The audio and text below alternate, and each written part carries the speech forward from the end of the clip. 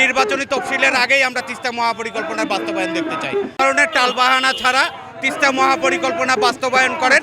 নির্বাচনের আগেই আমরা নির্বাচনী তফসিলের আগেই আমরা তিস্তা মহাপরিকল্পনার বাস্তবায়ন দেখতে চাই। না হলে আমরা যে কোনো ধরনের কর্মসূচি দিতে বাধ্য হব। যেই কর্মসূচি দিলে তিস্তা মহাপরিকল্পনা বাস্তবায়ন হবে আমরা সেই কর্মসূচিতে যাব। এই নভেম্বরে যদি আমাদের তিস্তা বাস্তবায়ন না হয় রংপুর ব্লকেট হবে, এই অঞ্চলটা ব্লকেট হবে।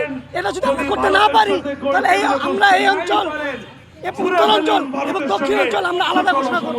এই ইন্টারিম সরকার প্রধান উপদেষ্টা সহ সহকারী যে উপদেষ্টাগণ আছেন তারা সবাই কিন্তু ঢাকা এবং দক্ষিণবঙ্গের।